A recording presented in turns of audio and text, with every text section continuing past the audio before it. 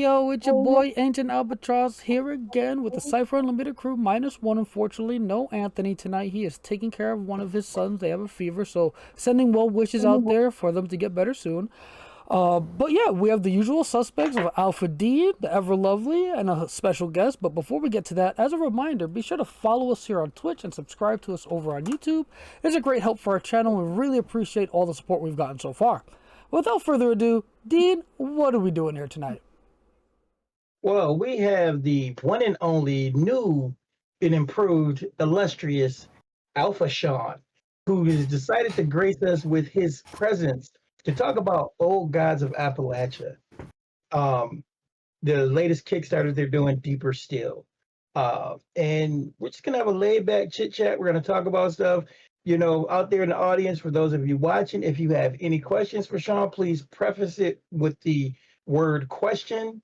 And, you know, then write your question. Al and I will both be monitoring the chat in order to try to keep track of them. And we'll get to those questions as they come. But welcome, Sean. How are you doing? You know, Alpha Sean, it's very nice to finally meet you in person. I'm good, man. How are you, Dean? Alpha D. I'm great. In person. So we're looking at Old Gods of Appalachia, Deeper Still. Welcome back to the family, as the catchphrase is over on Backerkit. You guys are currently standing at $707,742 with 4,550 backers and 22 hours left. So, is it meeting the expectations? That's the first question out the gate. Is this Backerkit meeting your expectations? Did you expect it to be, you know, received as such, or were you guys looking for something even bigger? I mean, we all have different estimations of where the projects are going to come in. I never get into that because I'm not into gambling, but I think the project's doing great.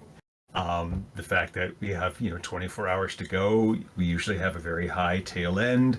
The fact that we have the special delivery PDF that got released to the general audience today just will draw more people, bring their eyes over to this project. So I'm excited. Yeah, I am too. I mean, just looking at the 3 books. Now, we know you're working on it along with Shauna. Is there any particular book you're working on, or are you working on all 3? I'm mostly working on the first 2. The player's option book is going to have new descriptors, new foci, some new equipment, a bunch of player intrusions. And then there's another book that's going to have a lot of ciphers, a lot of artifacts, and GM intrusions. And that's covering the stuff I'm involved in so far. The third book, the adventure book, so far that's all Shauna and one adventure by Bruce Cordell, actually. Nice. Okay. All right.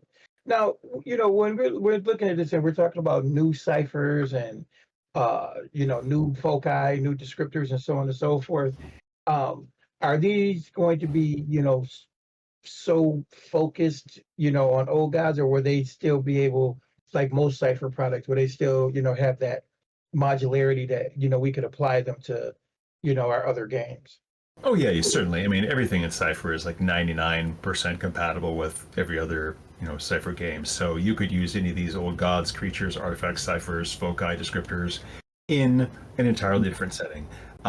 For example, and in many cases, we will take a look at something from the CSR and decide how can this be applicable to this specific setting book. For example, one of the new foci that Shauna wanted to work on was an old gods variant of murders. So now we've got a focus called Steals the Light, because it's like stealing the light from somebody's eyes is a term for killing somebody. And so it is strongly related to the murders focus, but it has a couple of unique abilities that make it much more kind of connected to the old gods universe. Now, that's really cool. Now, you gave us, that name. Could you share with us maybe a couple of more, just the names of the foci without necessarily getting into the foci? Just out of Sure. There's Talks the Ears Off a Jackrabbit, Cries Wolf, Makes Friends Everywhere, Sows Chaos, and Has Seen Some Shit. How about that for a short list? Oh, man. Now, see, those all get me excited because, it's funny. I don't know if anybody else does it. I don't even know if you do it, Sean, but a lot of times just seeing the the foci, the title as what the foci is, I always try to, figure out what kind of abilities are going to fall up under there. So those all are like very evocative and, you know, of course, seriously fit old gods. Now, same question. Can you talk about any of the new ciphers that might be there? Some names of those? I don't have any names for that yet because I've mostly been focusing on the ciphers. The next couple of days is when I'm wrapping up. Sorry, I've been focusing on the foci.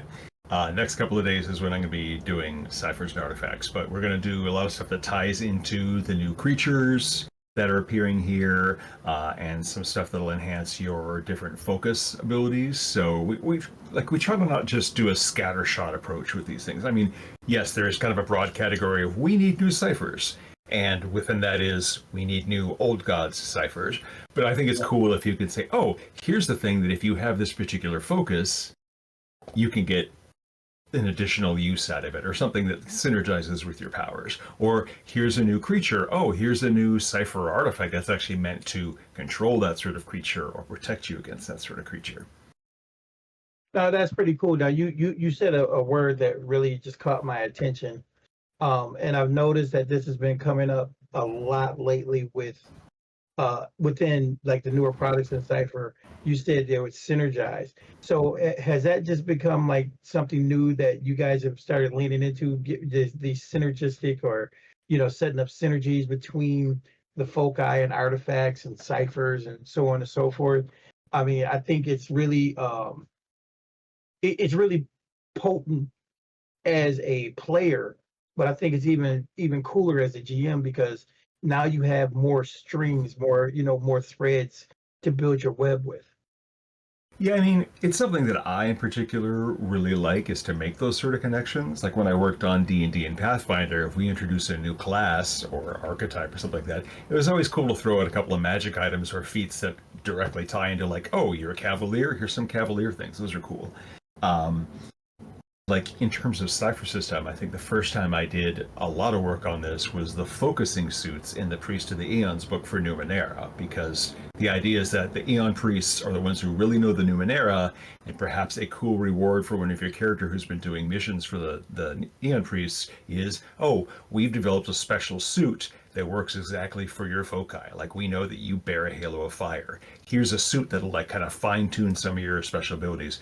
It's kind of like how in the comic books, so many teams have like the one fixer character who's like, oh, I'm going to go and work on some tech that'll help you control your blasts, or will magnify the defensive powers of your force field for a couple of minutes, or augment your Nova Flame if you're the Human Torch, that sort of thing. So Numenera's focusing suits had a bit of that. There's a bit of that also in Neon Rain, just because it makes sense to have, weird tech devices that you could attach to your cybernetics that'll augment them. And so if you are the cybernetic focus is a walking tank, well, you could have a focusing suit that augments those things. So I really like kind of like finding pieces from different parts of the game roles and sticking them together, because when those things appear in the game as like a treasure item or a reward, the player goes, cool, the GM is paying attention. They know that this is my set of special abilities, and they're presenting me with cool things that are just for me.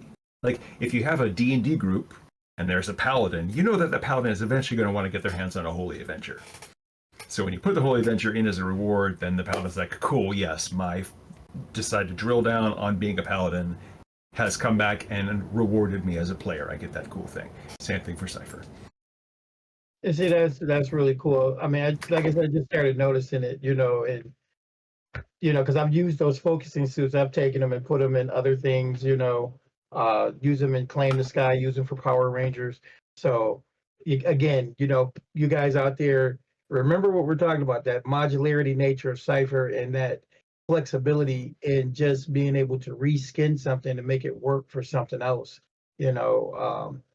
We're talking to the master here, and Sean is just phenomenal when it comes to coming up with mechanics or manipulating the mechanics as they sit. So back to old guys. Let's look at old guys for a minute. We're looking at some major league stretch goals that you guys have done. You've blown through like 2 in the last 3 days, or 3 in the last 3 days. So we've got Dig Your Own Grave is bigger. We got more info from more stuff from Cam and Steve.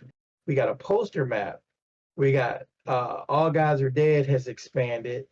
Now we have audio clips, more props, and then at 740K, if they hit 740, they're going to get even more from Cam and Steve. Now, I know Cam and Steve are like recording like some of the audio and some voiceovers and stuff, but are they doing anything else? Are they adding any like things to the lore, or are they doing any writing or anything like that you could tell us about?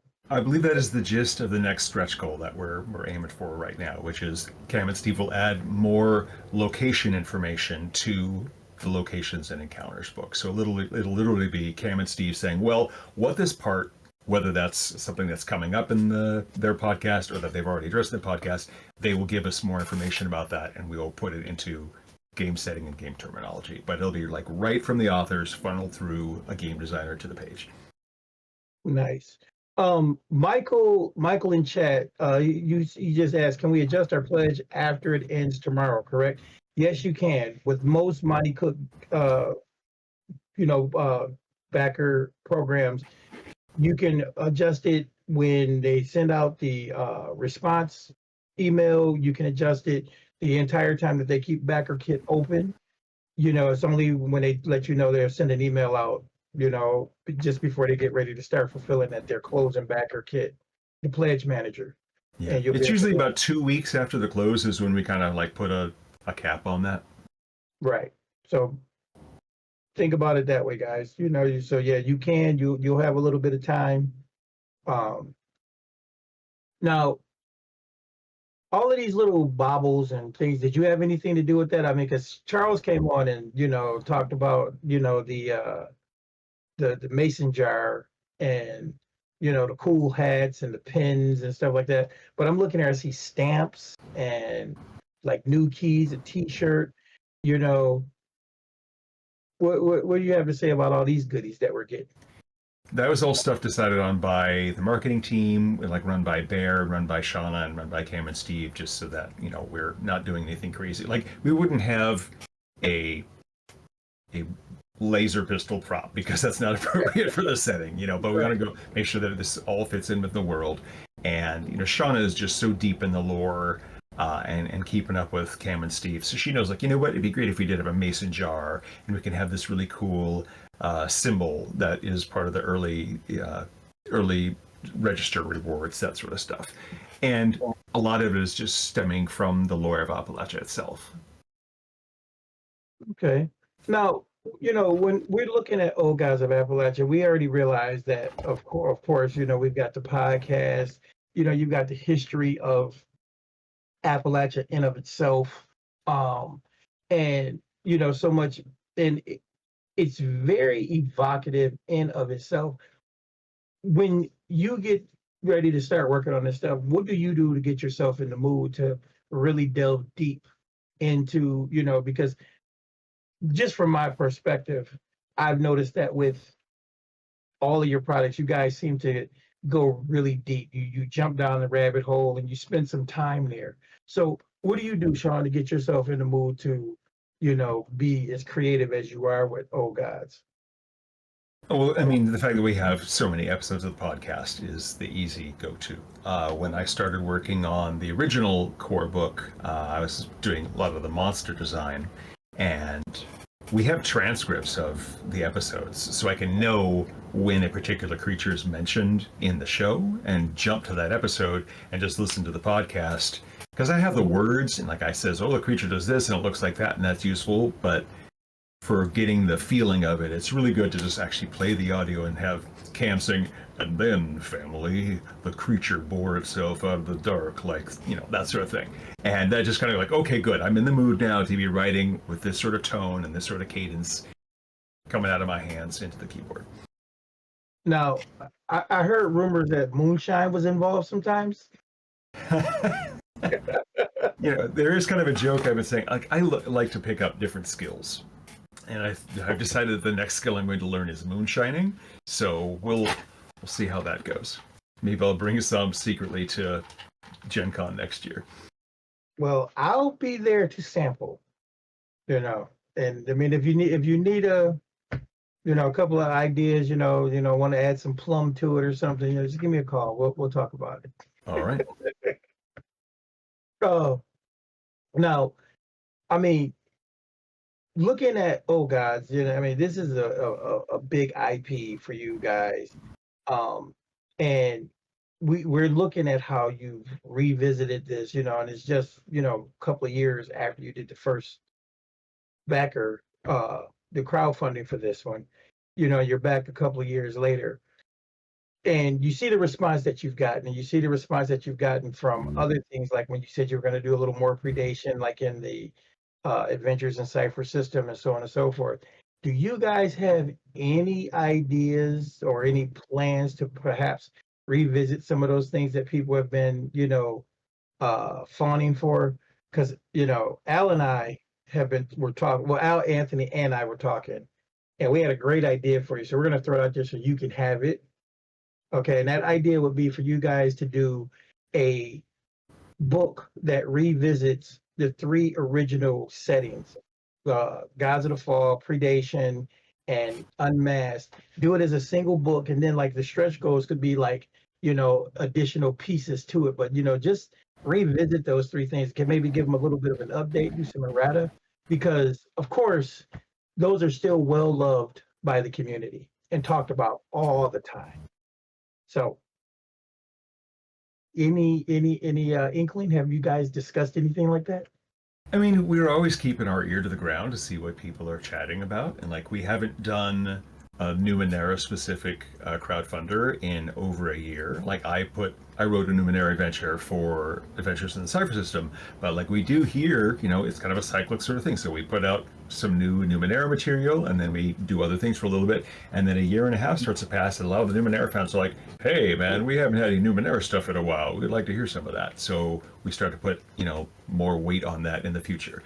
Same thing for what the next genre book is going to be, or like, is it time to do more old gods? Is it time to bring back more stuff for the strange and predation, which is what happened with Adventures in Cypher System. So yeah, like if you want to see more of X, talk about it. We hear it on the Discord, we see it on social media, people talk about it with us in person at conventions, we get feedback from the customer service team. So like we hear that, we listen, and that's what you're suggesting is a good idea. Well, like you said, and I mean, trust me, if you want to just have a behind the scenes conversation, I think Al and I really came up with a banger of an opening Kickstarter for you, or backer, a crowdfunder. And I'm quite sure if you guys throw it out there, people would be all over it. Zilzaddy is asking a question in the chat. And this question comes up all the time. And I'm going to let you give them the canned answer because everybody asks. This one is about Gods of Appalachia, though, being released into the sea soul, with the podcaster's blessings, of course. Has there been any conversations about that? Yeah, so I think Shauna repeated, somebody asked that in the AMA that she was involved in today, and really the answer is, like, we're generally very cautious about dumping stuff from someone else's IP into that, and so that would require a certain amount of negotiation with Cam and Steve about what could go into that, whether we would separate the rules material and leave the IP specific descriptions of things separate from that, which is what we did for our own stuff, like Claim the Sky. There was some built-in setting material there, and the Stars Are Fire has setting material there too, and so we just say, here's the rulesy stuff, setting, we're going to hold on to that for now. And since we don't own Old Gods, we are especially protective and making sure that we don't accidentally put any of that stuff in there. It's something that we think would be cool, but we don't know how easy it'll be to navigate that space of making things available in a convenient way to the player base and protecting Cam and Steve's interest in their podcast and the RPG. Right. And that's the normal answer. I try to tell people, but they like to hear from you guys, but it's all the same. It's great. there's a little bit of conversation going on in the chat here, Sean. That's pretty interesting, and this is more notes for you and stuff you can take back.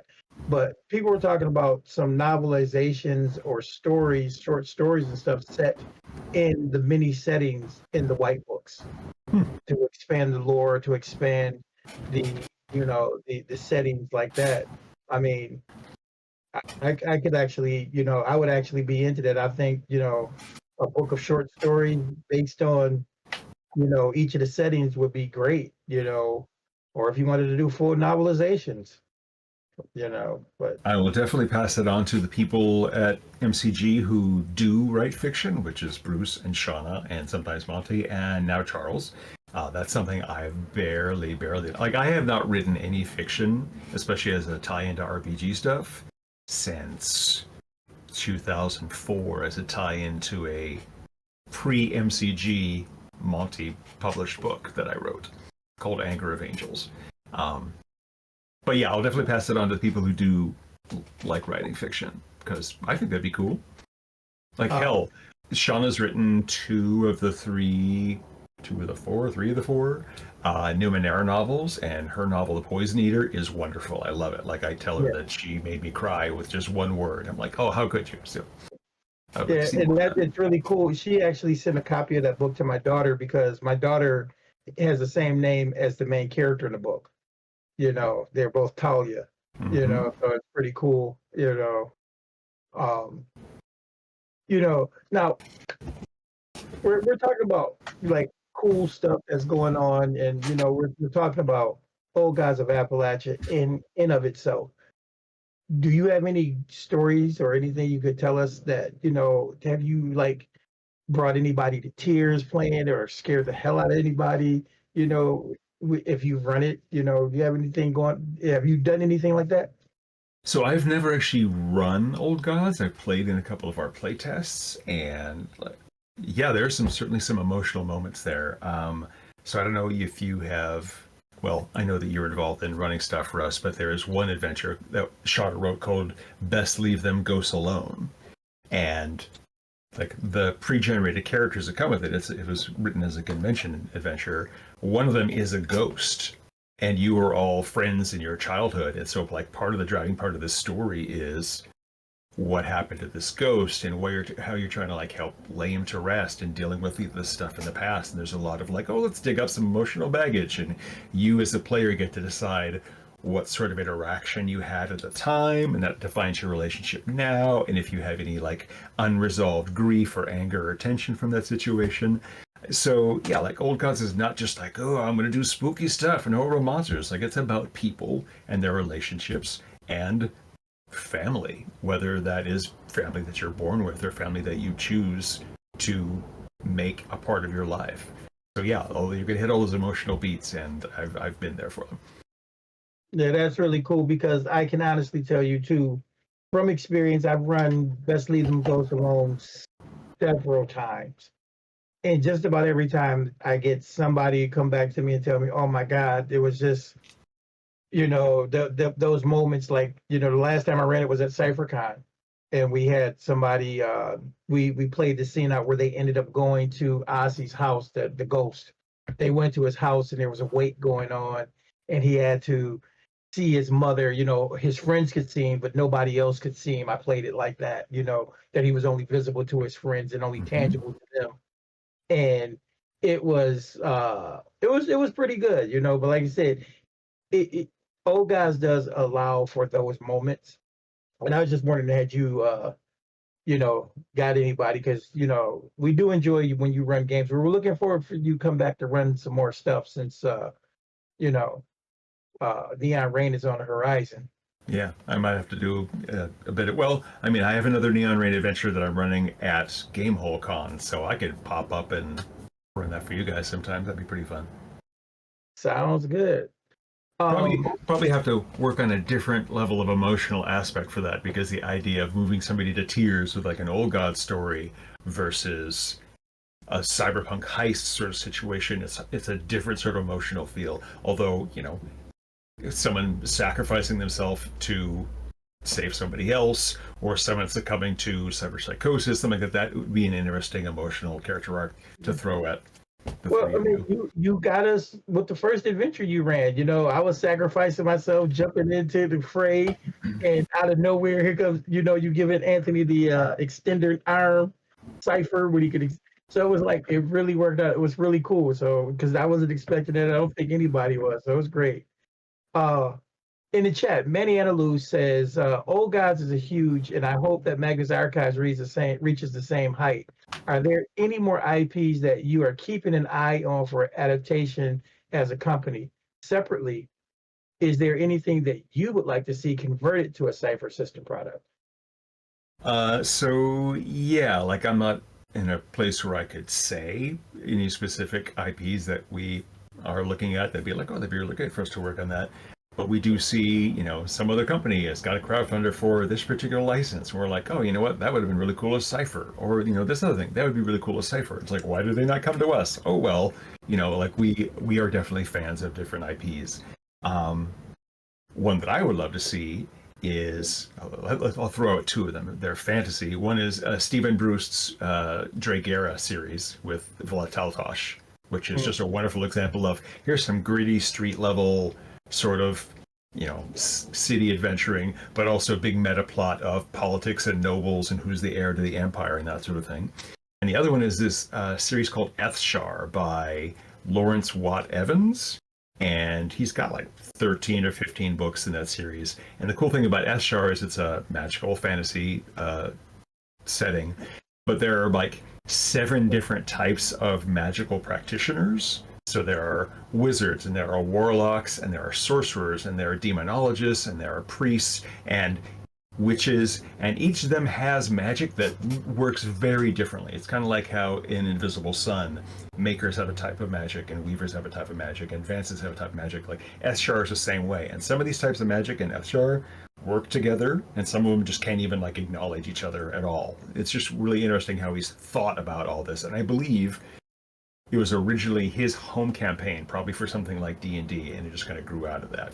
So those would be my super excited to work on. What was the author's name again? Lawrence, Lawrence, and his last name is Watt, Watt-Evans. All right, yeah, that sounds great. That sounds absolutely great.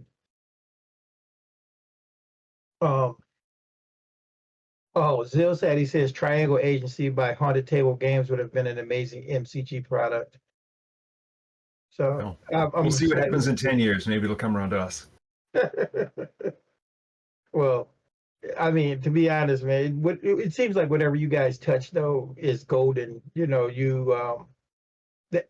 I think that's something the community truly appreciates. Overall, everything that comes from MCG is the passion is there. It's you can tell you guys want to work on it. You're not phoning the products in, and I think that makes a difference with anything that falls into the creative medium. No matter if it's a movie, RPG, novel, whatever.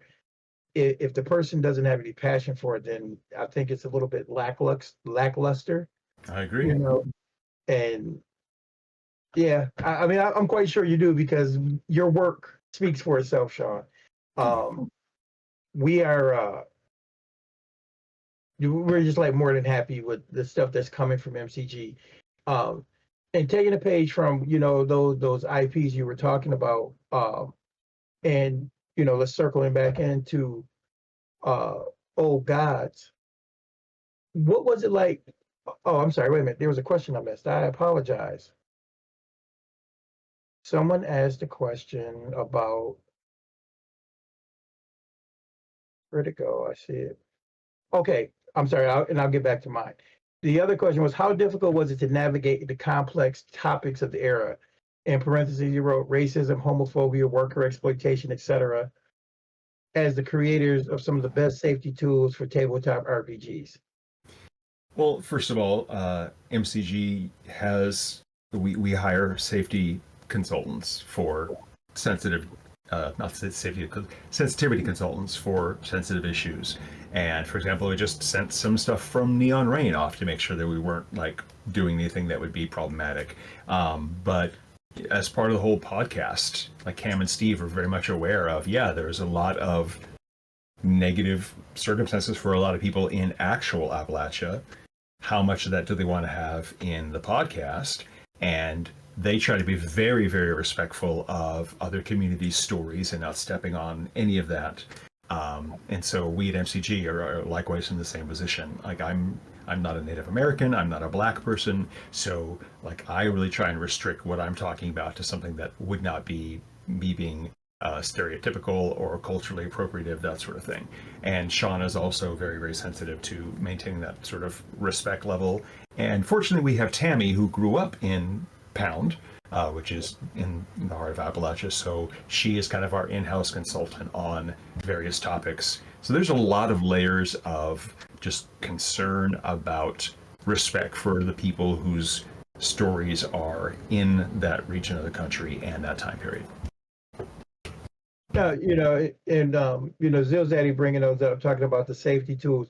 You partially helped write those, correct? The MCG safety tools. Yes, so they were actually originally going to be an entire chapter of the book Stay Alive, just talking about horror and respecting people's consent. And when Monty looked at the manuscript as part of his creative developer or a creative director position, he said, you know what, this is important enough that we need to take it out of this book and just put it out there as a free PDF. So I did that, handed it off to Shauna. She added some more material, and we kind of coordinated bits of that. And I wrote more stuff for Stay Alive to fill the page count for that. But yeah, the whole the foundation of our consented gaming RPG was originally a chapter in the horror book that I wrote. Right. So you know, and that should give you guys a even more clear understanding of just how important these things are to the MCG team. You know, they're awesome. Michael in chat, Rios, he's a greetings from the Paris of Appalachia, by the way. Pittsburgh, for those not in the know. Well, oh man, this has been great chatting with you, Sean. I mean, we could probably go on and ramble for another, you know, hour or so, but I think this kind of gives everybody an understanding of where things are and what's going on, what you're doing. And so, we got another question coming in. Yeah, let's throw in some more questions before we wrap it up. I'm happy to be here. One thing this is from Manny Anilou. He says, one thing I've noticed is that MCG does a lot of horror. This is one of the things that has drawn me into the Cypher system. What do you think is so attractive about the horror genre, and what kind of tools can we expect to help us create more horror terror in our home games across all genres? So I wrote this book on horror specifically for the Cypher system called Stay Alive, but there's a lot of just RP and general advice for various types of horror. And in the intro to that book, I talk about how basically horror is in my blood. Like when I was in 10th grade English class, I did a presentation on The Thing, the movie The Thing, as just an example of the horror genre. And like all these different bits of horror. I grew up in the 80s, so you had like Freddy Krueger and Jason. Like that was just the era of slasher movies and stuff. So if you really want advice on setting the mood for horror, I definitely recommend taking a look at Stay Alive. And a lot of the rules content of that actually is in the Cypher System open license. So if you just kind of want to browse the horror content there, that'll kind of give you an idea of the starting footprint of what we talk about in Stay Alive. But a lot of the advice in Stay Alive is not just like how to use creatures and how to scare your players, but it's about setting the mood with music, or like what are the things can you do as part of your descriptions, or is there anything you can sneak onto a character sheet that'll make characters and players kind of like already be on edge, and then using game mechanics like horror mode and GM intrusions to really kind of like punch up the scenario. And let's not forget the fact that you also added all those little horror mode modules like the Bad Penny, and the Iron Man, or the Bad Choices. All of those little things also punch up a horror game to whole new heights. And, things that people don't necessarily think about off the off the muscle, if you will. Um, Zilzaddy just dropped a question, and he said, "What genre do you think is underrepresented by MCG and the industry as a whole?" I don't know about the MC or about the industry as a whole, but recently I've kind of had this hankering to watch a bunch of kind of Jane Austen era, movies and books from that era. Sorry, movies depicting stuff from that era and do like a historical romance sort of setting. And focus mostly on the historical aspect, but also have a lot of talk about relationships and conflicts and love triangles and things like that. Like all these emotional beats that aren't about combat and violence and Neon Rain is all about dystopia and things like that. It's just a very different take on connecting emotionally with your character and with the other player characters and perhaps the NPCs. I think that's just a really cool opportunity to stretch what we've done with the Cypher system. That sounds awesome, and you do know Cthulhu actually just did a book like that. They have I think it's the guys from Free League are doing it. I think it was them because not Al or Anthony bought it when we were at Gamehole Con, the first one, and it had basically that era of Pride and Prejudice, but it was Cthulhu related, So I could definitely see, especially building that, and then throw a twist on it. Maybe give us some steampunk. Well, I mean, hell, there was 10 or 15 years ago, there's a series of novels that people were just saying, oh, Pride and Prejudice and zombies, Sense and Sensibility and sea monsters, and Abraham Lincoln, a vampire hunter. It's just like, let's throw in something fantastical into an established historical setting. And I think that's great. That's cool and wild. One of the sections I did for Neon Rain was talking about how to throw in a twist about making your cyberpunk setting its own unique thing. It points out that stuff like, hey, you know what? The Expanse is sort of cyberpunk because you have cybernetics there. People get their arms cut off and they get a machine arm put back on. Androids and aliens are aspect, and the dystopia of cyberpunk, that's the Alien franchise, the Xenomorph franchise. Like, you have got this horrible company that controls everything, and there's secretly androids watching you, and there's aliens. Like, that's a cyberpunk setting. Like, throwing in something into the mix to make it creative and new is really, really fun. Yeah. Oh, and I made a mistake. I said Free League guys. It was Chaosium who actually did the Regency, the Cthulhu Regency book. And somebody wrote in the Jason wrote Pride, Prejudice, and Zombies. But yeah. Any more questions from our audience while we're talking about these things? Because I think these are some great ideas, and I don't know. Sean always has so many other outside projects that he never does anything RPG related unless it's through MCG. Like everybody else kind of throws out a novel here or this there. Sean just has that's what you should do, Sean. I got it. The next project you should do as a standalone is do some twisted version of your house renovation. You got all of it. You got the car, you got the new house. I mean, you found the the child labor table in the basement. That's right. Well, I mean, who knows? It could be a new wing for the Darkest House. To be fair, I do RPG stuff outside of MCG. Like, I ran a Talus campaign for 2 years. Those people that were in my campaign are now in my Invisible Sun group. And I have a Patreon where I convert a lot of my 3rd edition stuff to 5th edition and to Cypher System with designer commentary. So it's not like all I do is MCG design. Although it is kind of funny because when I was hired at MCG, back in 2016, I was hired to be the community manager. And at the time I told them, yeah, I kind of want to protect like my design time for myself and work on my own projects. And then 2 weeks in, it's like, oh, we have this convention adventure to write and this Cypher play things to write, and Monty doesn't have time. I'm like, well, I guess I'll write that. And I'll write that. And then a year and a half later, I was moved over to the design team. And so here I am designing all the time because I can't help myself.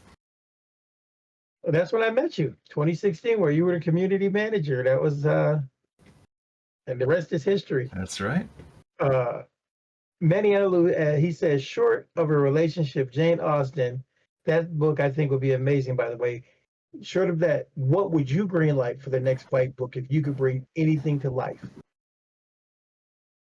You know, I'd have to think about that because, like, when we did the Adventures in the Cypher System kind of think up brainstorming for that crowdfunding project, we were like, well, you know, what genres haven't we covered? Well, cyberpunk, that's one, and, you know, post-apocalyptic, and It's Only Magic was modern fantasy.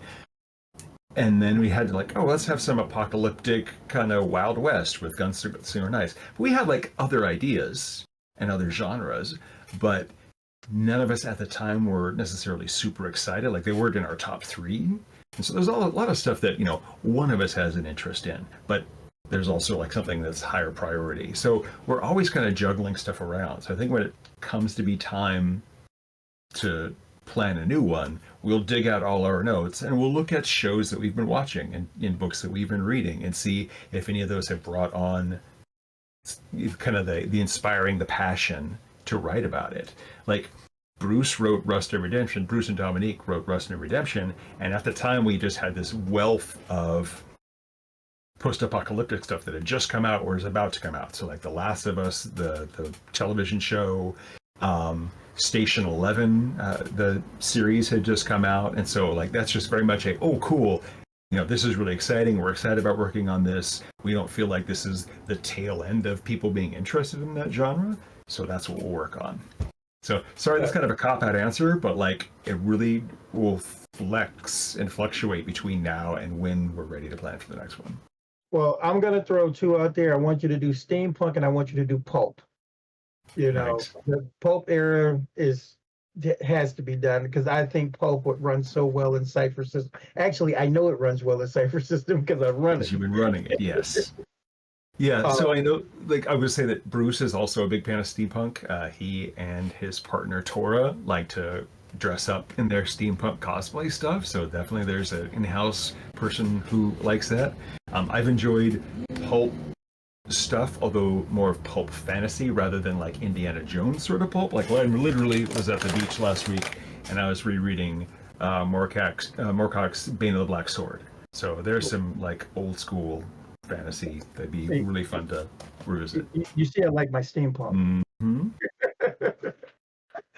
But and my I actually have my hat for my pulp costume as well. But also, there's another question, Manny Angelou again. He says, do you know if MCG has ever thought about releasing a book or a large section of a book that incorporates more character arcs? Interesting.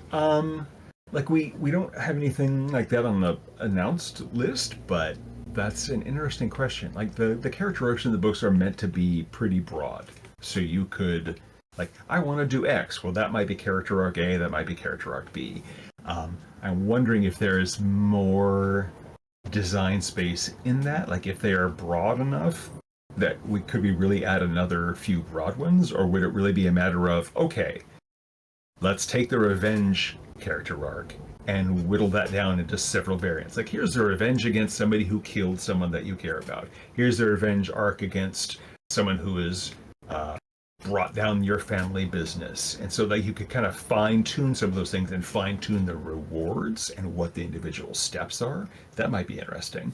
But I'm not sure like whether you mean, no, I just need more character arcs versus, no, I would like more concrete examples of things that character arcs can do. Yeah. Well, people are in the chat saying that too. There's like a book on character arcs and relationship tools would be great. And as far as the question you asked, was it Mandy Angelou about the no, Michael in chat actually.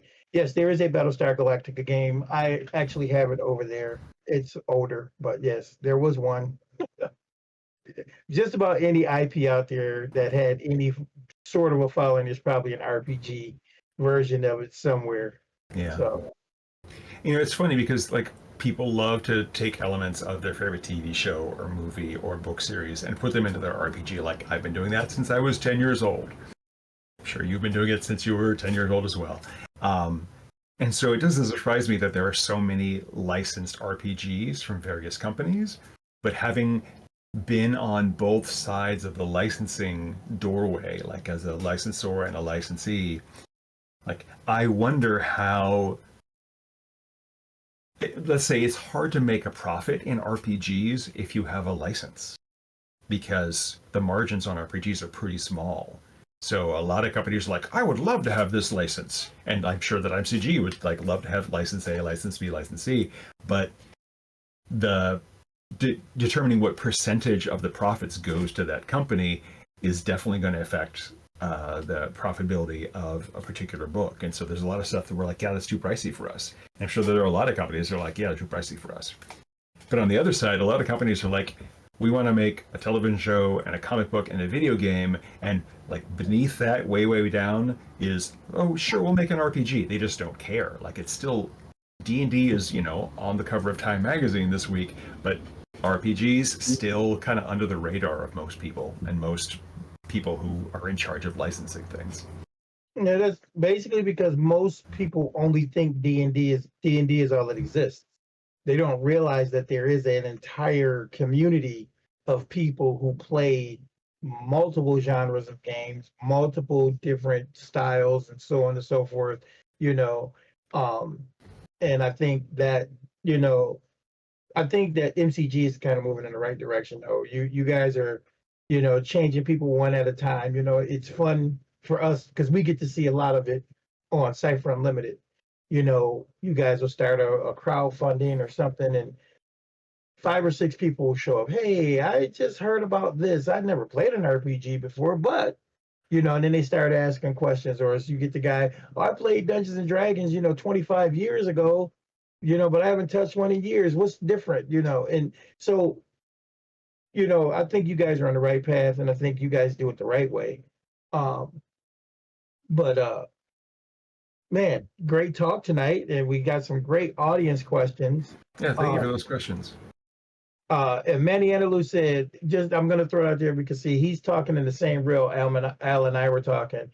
He said, can you imagine if a book that came out with character arcs for a ton of different MCG books?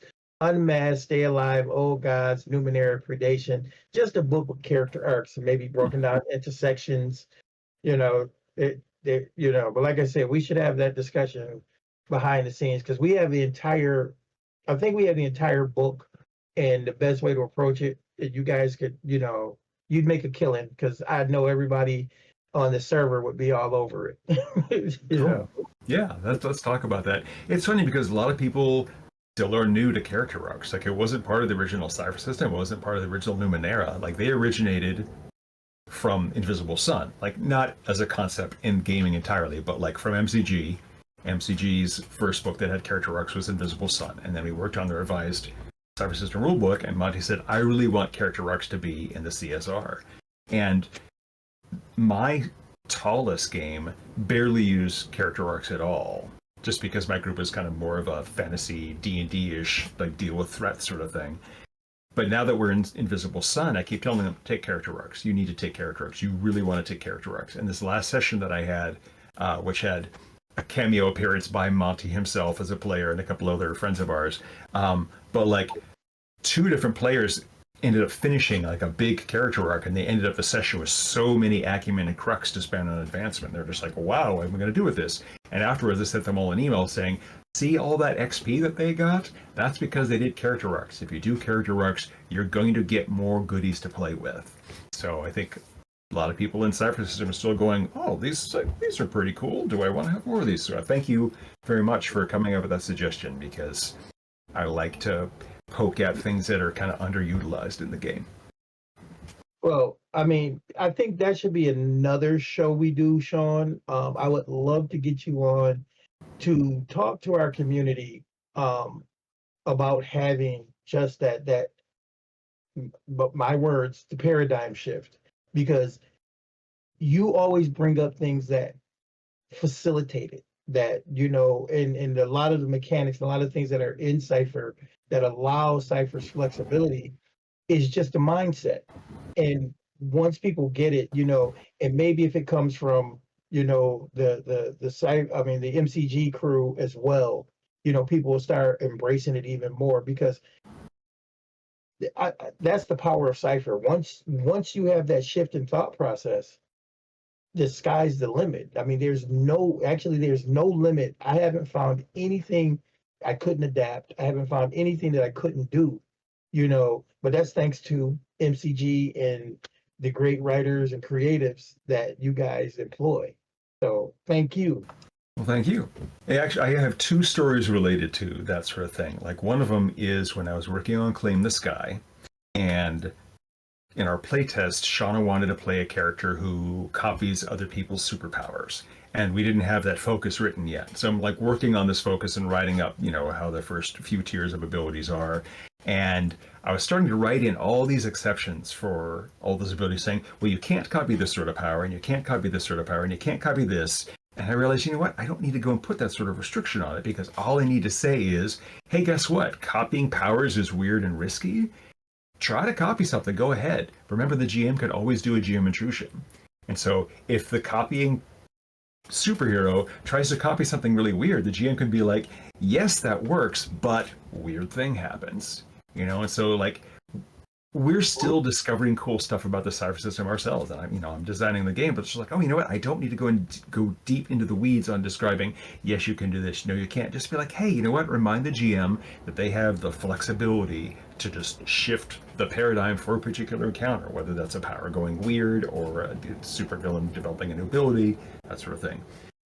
The other anecdote is I was thinking about doing this chat today and talking about Old Gods, and one of the questions that had come up in a couple of the comments was people were asking if we were going to introduce separate stats in the books for late 1800s, early 1900s, 1920s, just so we can reflect what the various villains are up to, what the monsters are up to, and what the various towns and locations might be doing.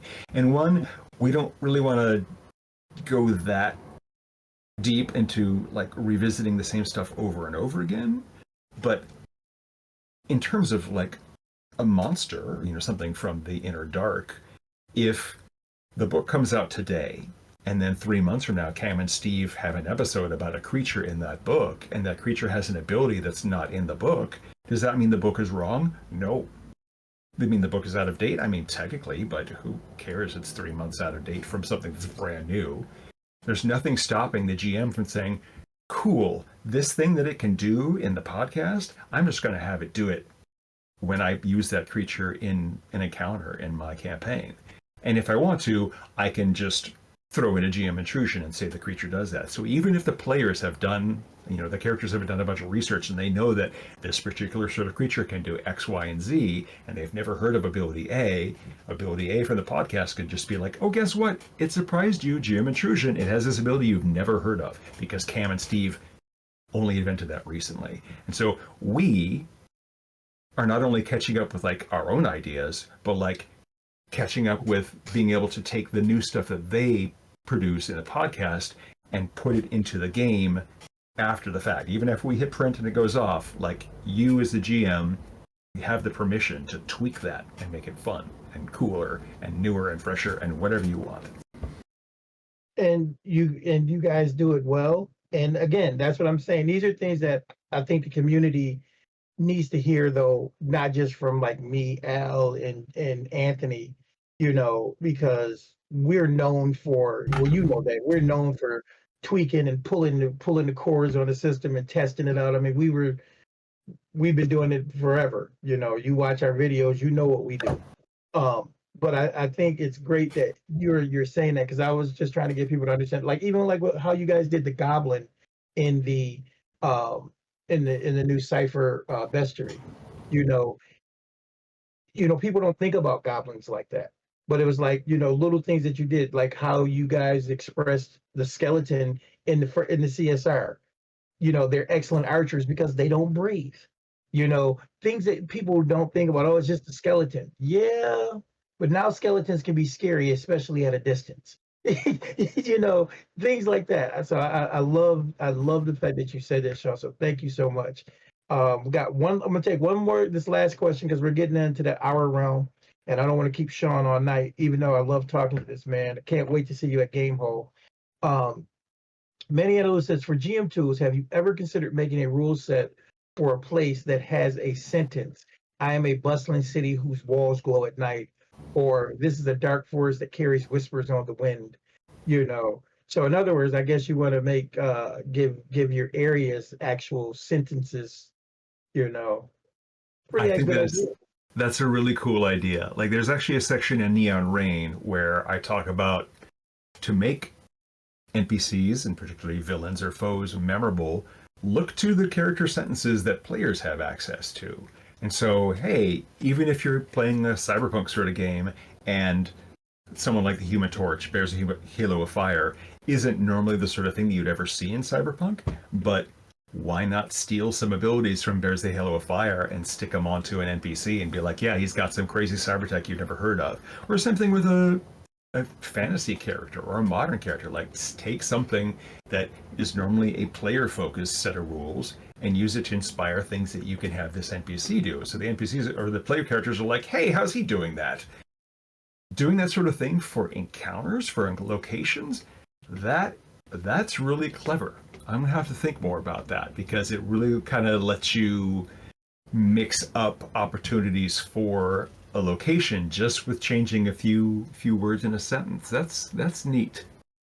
Well, and the crazy part is, like, the project I'm working on, my wuxia setting, the cities have names and they have titles. And like one of the cities is called the city of Drakatos, the city that remembers. So now I'm going to actually play with that, because that's a great idea to add something interesting, a nice twist. And, there's the flying city of Ilania, and it sees all, because it literally flies around the entire continent. It doesn't stay in one place. It literally has a orbit that it takes, or a path. So these are things that I can play with now that, because you don't think about it, but see, that again is the beauty of Cypher and the beauty of how it inspires ideas. It makes things grow. So yeah. Manny Angelou said, yeah, if there was a location book that came out with place specific descriptors or focus, that would be dope. So yeah, you guys got another toy to work with. But Sean, again, I want to just say thank you so much for stopping by and, us finishing up with this Old Gods of Appalachia. Old Gods of Appalachia is down to 21 hours, I believe. Thereabouts. Yeah, 21 hours left. We just hit 710,000 with 4,566 backers. So people, got 21 hours. If you haven't backed it yet, please go and look at this, back it. You will not be disappointed. MCG always delivers. Their products are always top notch. And let me throw out one thing also. So today we released to the public a thing that we're calling Special Delivery, which is an excerpt of the books that Shauna Bruce and I are working on right now. It's like a 6 or 7 page PDF just to show off the stuff that's going to be coming out new for Old Gods. So if you haven't taken a look at Old Gods, or even if you have, just make sure you check your coupons. And if you weren't a backer of the original one, just go to MCG social media. We have a link. It's open to everybody. It's also linked on the Backerkit page for Deeper Still. Just go there, take a look at it. It's new stuff, and hopefully that'll make it go, cool, I want to check this out. I want to back the project. Either way, it's a free PDF. There you go. Look at that. You came here tonight and didn't even know that even if you were not a backer of the original Old Gods, you can still get the cool stuff. And that's what I'm saying about MCG as a company. Support these guys. Whatever they do, it's always going to be a banger. That's what we say around these parts. And, Sean, thank you, like I said. Thank you, Dean. So without further ado, if you like us and you like what we do, be sure to join our Discord. We have the largest fan-run Discord for all things Monte Cook Games. And we have games being run at all hours of the day and all time zones all across the country, because we are an international fan site. Not a fan of Discord, you can join our Facebook group. It's not as big, but it's still plenty of discussions happening over there. And we keep you informed of what's going on here at Discord as well. You know, if either of those things are for you, you can always subscribe to us on YouTube. So if you ever miss our Twitch streams, you'll be able to catch it the next day on YouTube. We are always there. All of our videos will be free. If that's not for you and you just want to support us some way financially, you can give us a donation on Ko-fi. Or you can go to our merch store and buy some Cypher gear like I'm wearing tonight. This is from CypherCon this year. It was into the Cypherverse. Next year, you know, when CypherCon happens, there'll be more stuff. But we have T-shirts, mugs, hats, you name it, it's there. You know, go check out our site. And after all of that, we love you guys.